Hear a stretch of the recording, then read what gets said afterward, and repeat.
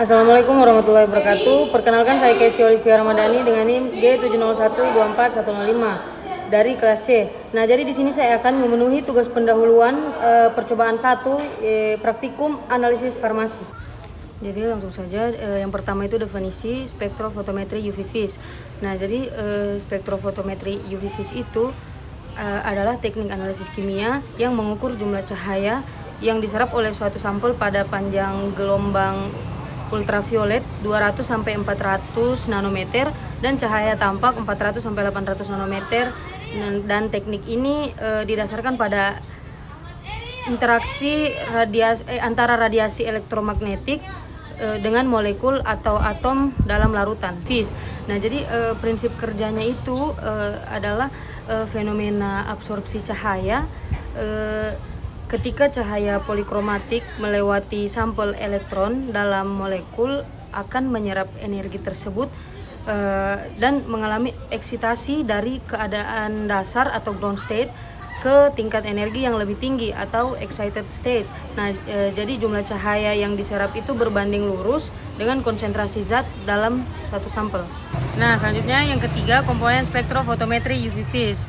Jadi alat ini terdiri dari 5 komponen utama. Yang pertama itu ada sumber cahaya, lampu deuterium untuk UV, dan lampu tungsten untuk visible.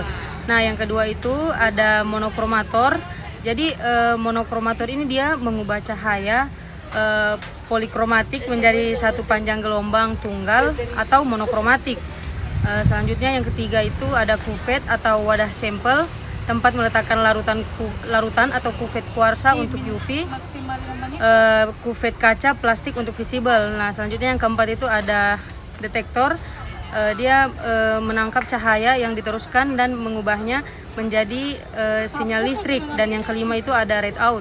Jadi layarnya ini yang menampilkan hasil berupa nilai absorbansi atau transmitansi. Nah, selanjutnya yang keempat, jenis-jenis spektrofotometri UV vis.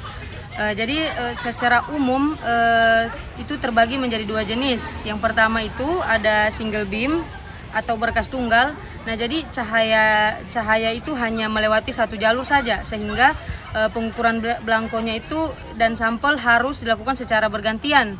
Nah, yang kedua itu ada double beam, jadi atau berkas ganda. Jadi cahayanya itu dibagi menjadi 2 berkas oleh chopper melewati sampel dan referensi secara bersamaan, sehingga hasilnya lebih stabil dan akurat.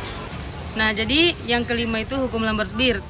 Hubungan antara konsentrasi dan absorbansinya dijelaskan melalui hukum Lambert-Beer dengan rumus A sama dengan epsilon dikali B dikali C. Nah, jadi A itu absorbansi atau jumlah cahaya yang diserap, terus epsilon itu karakteristik zat, terus B-nya itu tebal kuvet atau jalur cahayanya, dan C itu konsentrasi larutannya. Jadi intinya itu semakin pekat warna atau konsentrasi suatu larutan, maka semakin tinggi nilai absorbansinya secara linear. Selanjutnya nomor 6 yaitu langkah-langkah penggunaan alat spektrofotometri. Jadi yang pertama itu pemanasan, dinyalakan alat selama 15 sampai 30 menit agar stabil. Terus yang kedua itu optimasi, tentukan panjang gelombang maksimumnya. Terus yang ketiga itu belangko, masukkan kuvet berisi pelarut murni atau belangkonya untuk kalibrasi 0. Dan yang keempat itu pengukuran, masukkan sampel, baca nilai absorbansi pada layarnya. Dan yang terakhir itu yang kelima, pembersihan. Jadi cuci kuvet dan matikan alat setelah selesai pemakaian. Jadi sekian dari saya, kurang dan lebihnya mohon dimaafkan. Wassalamualaikum warahmatullahi wabarakatuh.